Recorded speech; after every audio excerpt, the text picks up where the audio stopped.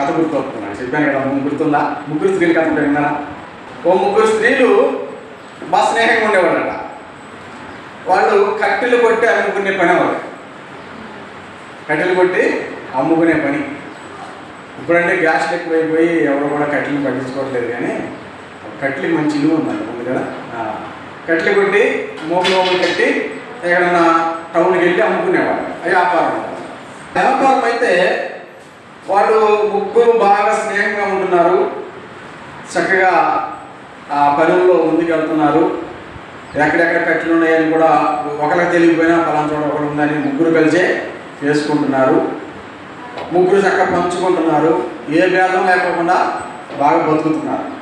ఈ ముగ్గురు కూడా చాలా స్నేహంగా ఉంటూ ఒకరి బాధలు ఒకరు పంచుకుంటూ, ఒకరికి ఏమైనా కట్టెలు తక్కువైనా మరొకరు కొంచెం వేసుకుని అమ్ముకుంటూ, ఈరోజు ఒకరు రావట్లేదంటే ఆగిపోతున్నారు, వెళ్దామంటే ముగ్గురు వెళ్తున్నారు, అట్లా కట్టెలు అమ్ముకుని చాలా స్నేహంగా బతుకుతున్నారు. వీళ్ళందరూ అనుకున్నారంటే ఒక రోజు మనం ఎప్పుడు కూడా ఏదో లేస్తున్నాము, తింటున్నాము, కట్టెలు కొట్టుకుంటున్నాము, అమ్ముకుంటున్నాము, మళ్ళీ పడుకుంటున్నాము, చచ్చిపోతాం, ఇదేనా బ్రతుకు? కొన్ని పుణ్యకార్యాలు కూడా చేద్దాము, ముందర ఒక పుణ్యక్షేత్రానికి వెళ్ళొద్దాము. ఎప్పుడు ఇదే పని తెల్లాలేసిన కానీ మన బతికిట్టాగా అయిపోతుంది, ఒక 4 రోజులు ప్రశాంతంగా తిరుగుతూ ఒక పుణ్యక్షేత్రానికి వెళ్దాము అనుకున్నారండి. సర్లే పలానా రోజున వెళ్దాం అని చెప్పేసి ఒక డేట్ పెట్టుకున్నారు.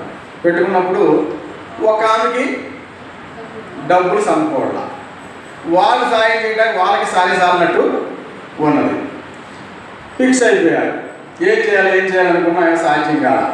ఇక ఆమె పాపం బాధపడి, మీరు వెళ్ళరండమ్మా, ఇంకోసారి భగవంతుడు అనేవాడు అవకాశం ఇస్తే నేను వస్తానులే, నాకు అదృష్టం లేదేమో అంటారు కదా, మీరు వెళ్ళి ఎక్కడన్నా ఏ పుణ్యక్షేత్రం ఉన్నా కానీ ఆ భగవంతుని దర్శించుకొని ప్రశాంతంగా తిరిగి వచ్చి నాకు చెప్పడం వల్ల ఆయన వదిలేసిందంట.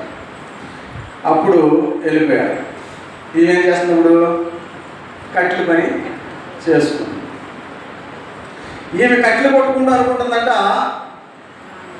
ఆ అక్కవాళ్ళు ఇద్దరు వెళ్ళారు, నేను దురదృష్టవంతురాలని, ఈ బాడీ పలానా చోటకి వెళ్ళిపోయి ఉంటారు, పలానా ఊళ్ళో దిగేసి ఉంటారు, ఆ పుణ్యక్షేత్రంలోకి అడుగు పెట్టేసి ఉంటారు, అక్కడ లైన్లో నిలబడి ఉంటారు, లేదా దేవుడు దర్శనం చేసుకుని ఉంటారు. ఇక ఈ ఆలోచన అంతా ఎట్లా ఉంది? దేవుడి మీదే.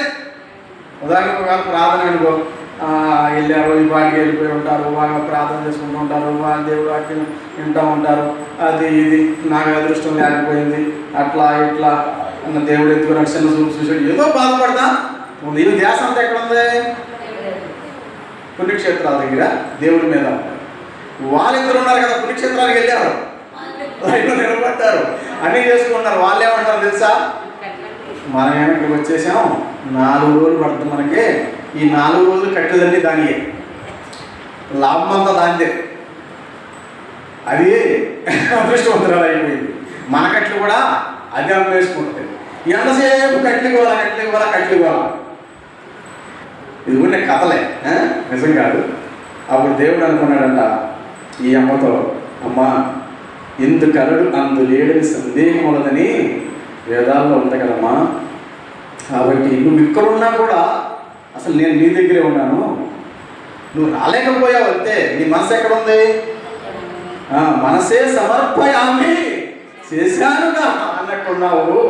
నీ దేహమే దేవుని ఆలయము అయింది, కాబట్టి నేను నిన్ను అకంత దూరం రాకపోయినా ఆ పుణ్యం నీకు ఇస్తున్నానమ్మా, దీవిస్తున్నాను అన్నాడు. వాళ్ళు అంత దూరం వెళ్ళారు, వాళ్ళ ధ్యాస అంతా దేవుడు ముందున్నాడు కానీ, ప్రార్థన ముందుంది కానీ ఆ ధ్యాస లేదు. వాళ్ళకి ఏముంది? కట్టెలు అయిపోయాయి. 4 రోజులు కట్టెలు వేస్ట్ అయిపోయినాయి. 4 రోజులు 4-5 వేసుకున్నా కూడా 2,000 పోయింది. ఇవన్నీ కూడా దాందే, అదే బాగుపడిపోద్ది, అదే కొట్టేసుకుంటుంది, ఇదే అన్నాడంట. మీ హృదయాలు పట్టు పట్టేసి ఇంత దూరం వచ్చినా ఉపయోగం లేదు, ఇన్ని డబ్బులు ఖర్చు పెట్టుకున్నా ఉపయోగం లేదు, మీరు ఎక్కడున్న స్థలంలో నన్ను ఆరాధన చేసినా కూడా మీరు సంతోషంగా ఉండేవాడు, కాబట్టి మీరు ఆ ఫలితాన్ని పోగొట్టుకున్నారని చెప్పాడంట. ఓపిక లేదంటే వచ్చే అంత స్థితి కాదా? మరి వస్తే స్థితి ఉండి, నడవగలిగి, రాగలిగి, అవకాశాలుండి ఎంతమంది ఆ భాగ్యం ఉందో చెప్పండి కదా. దీన్ని బట్టి అర్థం చేసుకోండి, ఫలితాలు పుణ్యాలు అనేవి ఏ రీతిగా వస్తాయి, మనసు పెట్టిన వాళ్ళకి వస్తాయి. అంతేగాని ఊరికి ఆ పైన ఉండే వాళ్ళకి ఎప్పటికీ కూడా